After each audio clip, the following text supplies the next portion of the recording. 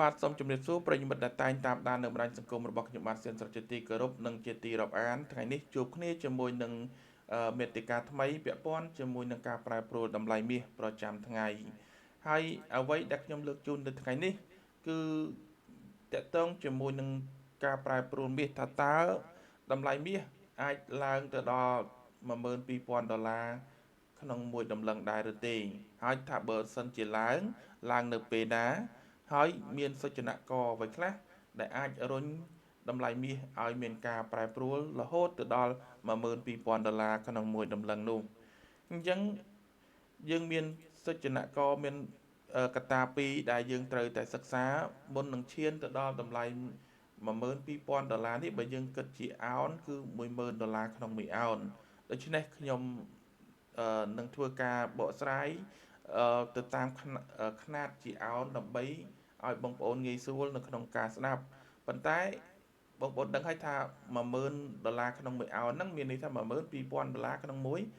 តម្លឹងហើយអញ្ចឹងជាមានមធ្យោបាយតែមួយទេដែលអាចឈានដល់$10,000ក្នុងមួយអោនមានន័យថាមាសត្រូវការឆ្លងនៅតម្លៃ$5,000ក្នុងមួយអោនសិនអញ្ចឹងបើសិនជាគេមើលឃើញថានៅឆ្នាំ2026នេះមាសអាចបំបែកតម្លៃ$5,000ក្នុងមួយអោនណាអាចបំបែកតម្លៃ$5,000ក្នុងមួយអោននៅឆ្នាំ2026អញ្ចឹងគេអាចវាយតម្លៃបានថាមាសនឹងឈានទៅដល់$10,000ក្នុងមួយអោននៅក្នុងស្ថានភាពពេលណាមួយហើយវាមានតលហេកជាច្រើនដែលរុញឲ្យមាសទៅដល់កម្រិតនោះចំណុចទី1ដែលយើងក៏លេចទៅមើលទៅឃើញអំពីស្ថានភាពបច្ចុប្បន្ននេះណាមាសនៅក្នុងស្ថានភាពឆ្នាំ2025បើយើងគិតនៅក្នុងត្រីមាសទី4មានន័យថាចូលមកដល់ត្រីមាសទី4នេះហើយនឹងឈានទៅដល់ត្រីមាសទី1ឆ្នាំ2026ក្នុងពេលឆាប់យើងក៏លេចទៅលើតម្លៃនៅក្នុងពេលកន្លងមកវិញថាមាសនៅក្នុងខែកញ្ញាគឺគេឃើញថាមានការប្រែប្រួលឡើងតម្លៃឡើងថ្លៃដល់ទៅ10%នៅក្នុងខែកញ្ញាហើយនេះគឺចាត់ទុកថាជាដំណើរការប្រចាំខែមួយដ៏ល្អបំផុតណាមិនដែលមានទេចាប់តាំងពីឆ្នាំ2016មកហើយដល់ខែតុលានេះមានការប្រែប្រួល5%ឡើងថ្លៃដែលឡែកក្នុងខែវិច្ឆិកាគឺមានការប្រែប្រួល10%បើយើងគិតជាប្រចាំឆ្នាំវិញមានន័យថាក្នុងឆ្នាំ2025នេះមាសមានការប្រែប្រួលរហូតដល់ទៅ55%ណាបើគិតជាការប្រែប្រួលប្រចាំឆ្នាំនេះដែលធ្វើឲ្យមាសមានកំណើនប្រចាំឆ្នាំដ៏ខ្ពស់បំផុតណាចាប់តាំងពីឆ្នាំ1979មកនោះគឺគេមិនដែលឃើញមាសនឹងមានការប្រែប្រួលដូចនេះទេហើយនេះក៏ជាលក្ខខណ្ឌមួយដ៏ត្រឹមត្រូវដែលអាចធ្វើឲ្យគេវាយតម្លៃថាឆ្នាំ2026មាសនឹងអាចបែកតម្លៃណាឬក៏ឈានទៅដល់តម្លៃ$5,000ក្នុងមួយអោនអញ្ចឹងបើសិនជាឈានទៅដល់$5,000ក្នុងមួយអោនជាកត្តាមួយយើងនឹងឃើញតម្លៃមាសក្នុង$10,000ក្នុងមួយអោនក្នុងពេលឆាប់ដោយសារអីដោយសារតែគេចាំមើលថាលក្ខខណ្ឌបែកណាឬក៏ទៅដល់តម្លៃ$5,000នេះបាទអញ្ចឹងនៅក្នុងទស្សនវិស័យណាសម្រាប់មាសនៅតែមានសុទិដ្ឋិនិយមគួរឲ្យកត់សម្គាល់ដែលអាចគេវាយតម្លៃថានឹងឈានទៅដល់តម្លៃ$5,000ក្នុងមួយអោននោះគេដោយសារគេកលេចឃើញស្ថានភាពពីរទី1យើងឃើញបញ្ហាកំណើននៅទូទាំងពិភពលោកបណ្ដាប្រទេសនានាកំពុងជួបប្រទះគឺបញ្ហាកំណើនថយចុះណាសេដ្ឋកិច្ចអត់ល្អវាធ្វើឲ្យប៉ះពាល់ជាមួយនឹងកំណើនសេដ្ឋកិច្ចអញ្ចឹងហើយយើងឃើញថាភាគច្រើនគឺប្រទេសនៅក្នុងពិភពលោកប្រឈមជាមួយនឹងបញ្ហាកំណើនទី1ទី2គឺកត្តាអតិផរណានេះដែលកំពុងតែមានការកើនឡើងបាទអតិផរណាបងប្អូនដឹងហើយថាគឺប៉ះពាល់ជាមួយនឹងតម្លៃទំនិញឡើងថ្លៃលុយចុះថោកអញ្ចឹងធ្វើឲ្យអតិផរណាកើតឡើងពេលអតិផរណាកើតឡើងវាជារោគសញ្ញាមួយដែលអាចប៉ះពាល់ជាមួយនឹងវិបត្តិណាដោយសារអីពេលដែលតម្លៃទំនិញឡើងថ្លៃវាកាត់បន្ថយនៅតម្រូវការបាទនៅតម្រូវការ ប្រជាពលរដ្ឋគាត់អត់សូវចាយលុយបាទពេលដែលប្រជាពលរដ្ឋគាត់អត់សូវចាយលុយវាប៉ះពាល់កំណើននឹងសេដ្ឋកិច្ចនឹងឯងបាទអញ្ចឹងវាបង្កើតបានជាបរិយាកាសមួយគេហៅថាអតិផរណាត្រឹង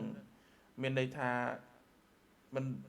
យើងដឹងហើយតម្រាំតកែអតិផរណាបានវិញយើងឃើញសហរដ្ឋអាមេរិកជាគំរូណាតម្លៃទំនិញគាត់ឡើងថ្លៃខ្លាំងឥឡូវហ្នឹងគាត់ប្រឹងតែបញ្ចុះអត្រាការប្រាក់ណាដើម្បីជួយទប់ដើម្បីកុំឲ្យរុញសេដ្ឋកិច្ចនឹងឲ្យឡើងក៏ប៉ុន្តែវាបញ្ហាសពថ្ងៃនេះគឺរឿងបញ្ហាអតិផរណាត្រឹងនឹងឯងមានន័យថាពេលដែលឡើងហើយយើងមិនងាយឡាច់ទាញចុះមកវិញភ្លាមដូចថាឥឡូវថ្ងៃហ្នឹងឡើងអតិផរណាឡើង3%ខែក្រោយទាញចុះមកទៅ2%វិញអត់ងាយទេណាពេលទៅទៀមទាទៅលើការរុញសេដ្ឋកិច្ចណាយន្តការរបស់ធនាគារនិងយន្តការរបស់រដ្ឋាភិបាលហ្នឹងទៅរុញសេដ្ឋកិច្ចយ៉ាងម៉េចដើម្បីសម្រួលឲ្យអតិផរណាហ្នឹងធ្លាក់មកវិញអញ្ចឹងហើយវាជួបជាមួយនឹងបញ្ហាហ្នឹងដល់គេមើលឃើញស្ថានភាពហ្នឹងគេនៅតែឃើញថាតម្រូវការមាសហ្នឹងនៅតែជាចំណុចមួយដ៏សំខាន់ដែលអាចណាតាក់ទាញតម្រូវការនៅក្នុងការវិនិយោគក្តីនៅក្នុងការទិញនៅក្នុងការប្រើប្រាស់ផ្សេងក្តីជាតម្រូវការមួយនៅក្នុងស្ថានភាពបច្ចុប្បន្ននេះអញ្ចឹងជាសុចនកមួយដែលអាចរុញមាសទៅដល់តម្លៃមួយគេហៅថាគឺ$5,000ក្នុង1 អោននៅក្នុងឆ្នាំ2026នេះគឺគេអាចមើលឃើញនៅក្នុងតម្លៃនេះអញ្ចឹងកត្តាកលឹះចំនួន3ដែលកំពុងបន្តគាំទ្រតម្លៃមាសរហូតមកដល់ពេលបច្ចុប្បន្នក៏ដូចនឹងទៅដល់ឆ្នាំ2026នោះគឺទី1គឺគេមើលទៅលើតម្រូវការនៅក្នុងបណ្ដាធនាគារកណ្ដាលបាទធនាគារកណ្ដាលកំពុងធ្វើវិបត្តិកម្មឆ្ងាយពីប្រាក់ដុល្លារសហរដ្ឋអាមេរិកនិងរូបិយប័ណ្ណផ្សេងទៀតខណៈដែលបង្កើនទុនបម្រុងមាសរបស់ពួកគេ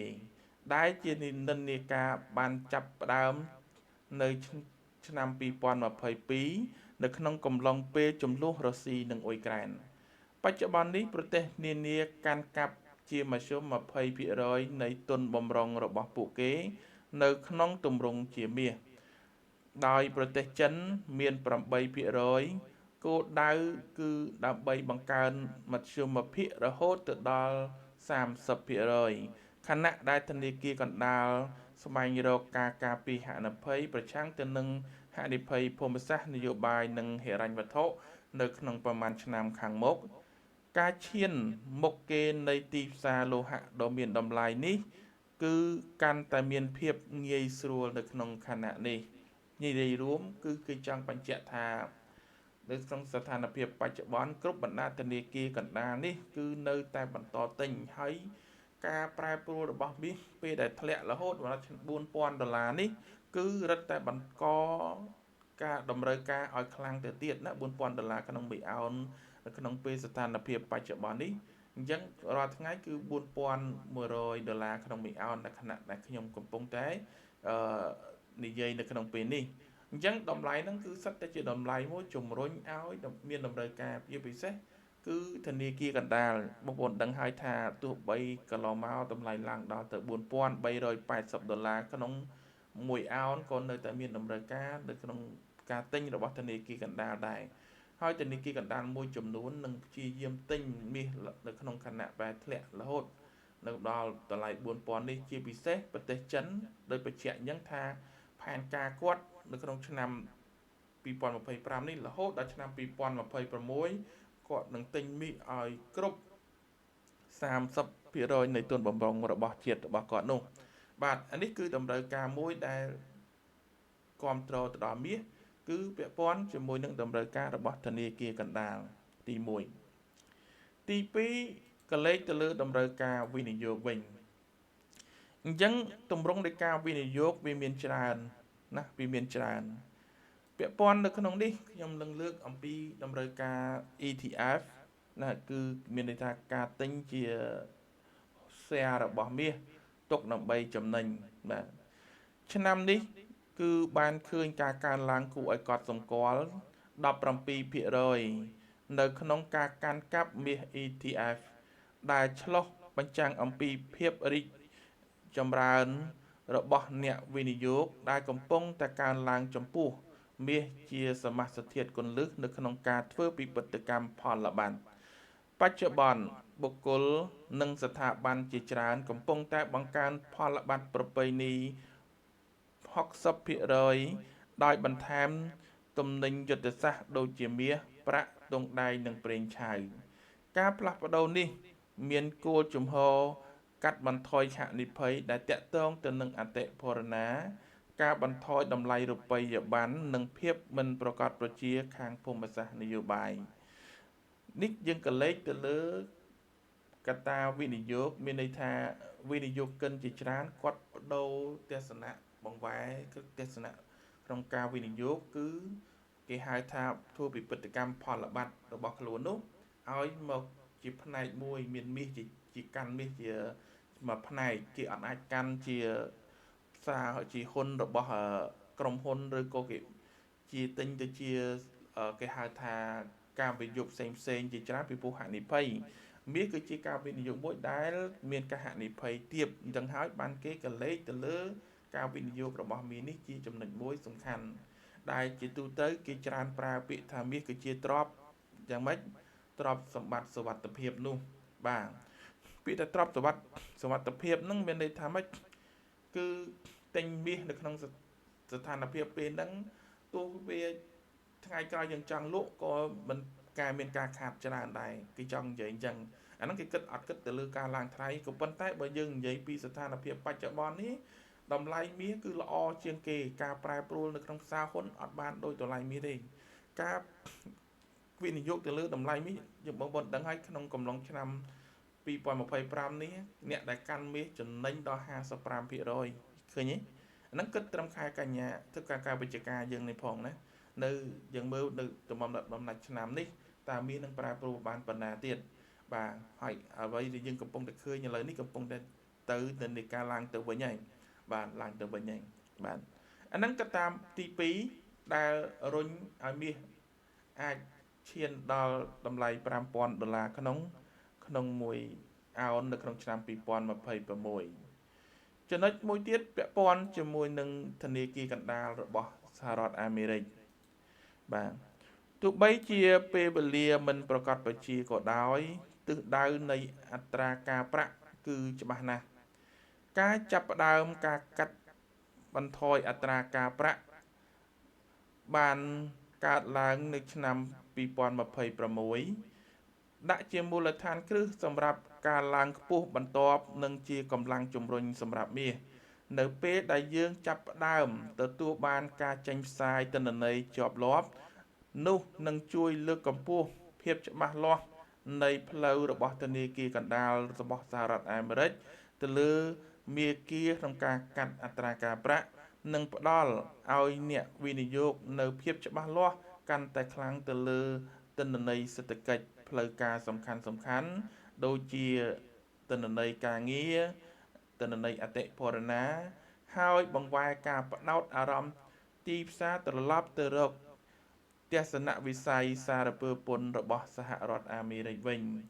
នេះជាចំណុចសំខាន់មួយដែរសម្រាប់បងប្អូនដែលសិក្សាទៅលើគំរូនៅក្នុងតម្លៃមាសមានន័យថា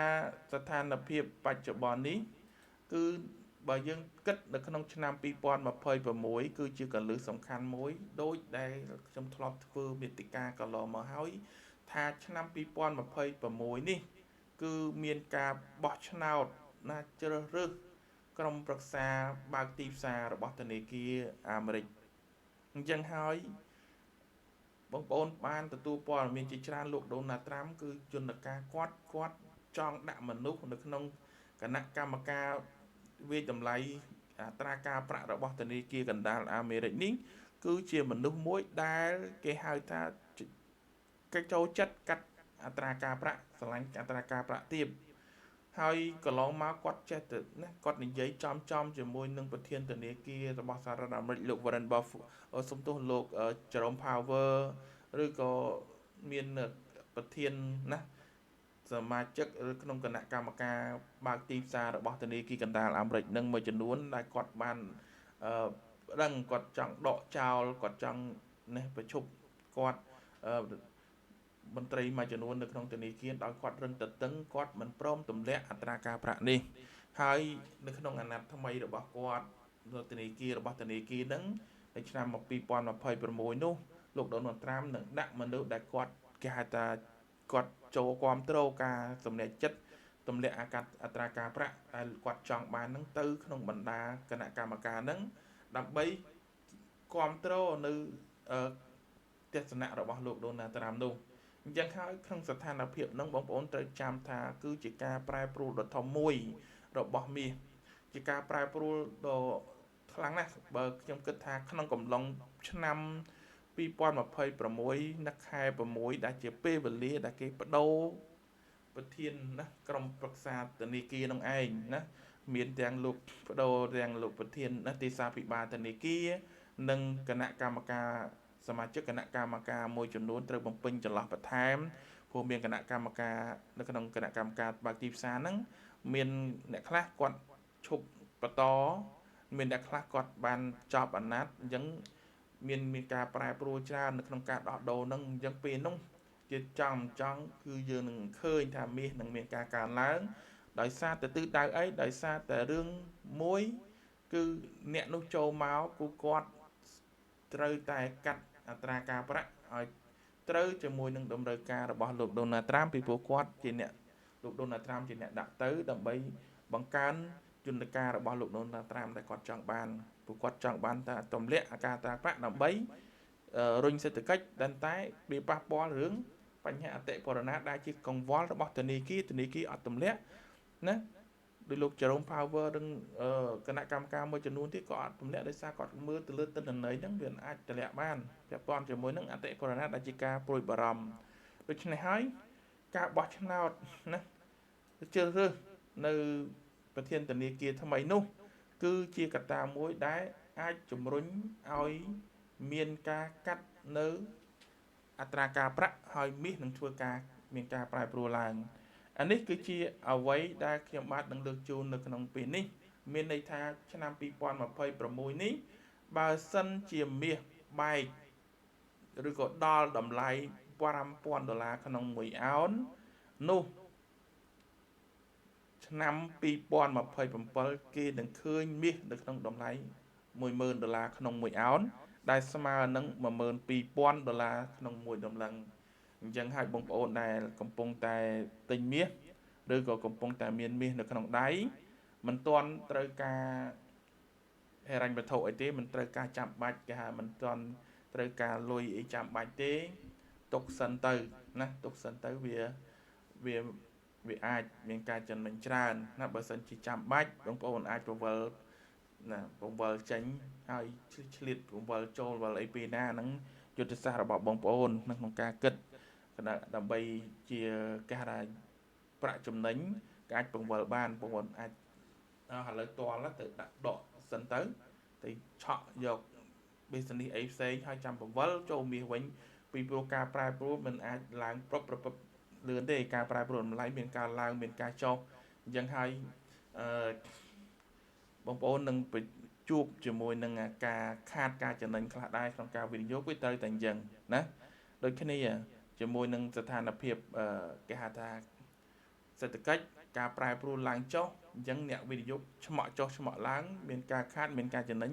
អាហ្នឹងគេហៅថា business ការរកទទួលទានហើយអញ្ចឹងការខាតបង់ត្រូវតែទទួលពិសេសបងប្អូនអ្នកដែលខាងtrade ទៅលើឧបករណ៍និស្សិតណា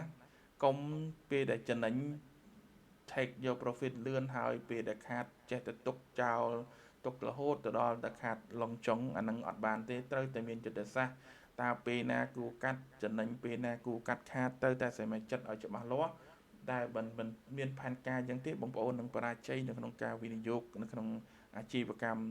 ជាមិនថាតែទីផ្សារឧបករណ៍និស្សិតឬក៏ទីផ្សារគេហៅថា CFD ផ្សេងទេ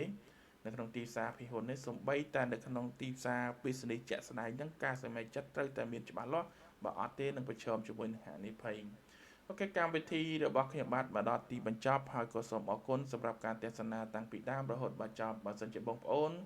ទើបតែឃើញនៅក្នុងវីដេអូនៅក្នុងខណៈនេះទេអញ្ចឹងបើបងប្អូនគិតថាវីដេអូនេះផ្ដល់នូវអត្ថប្រយោជន៍សម្រាប់បងប្អូនក៏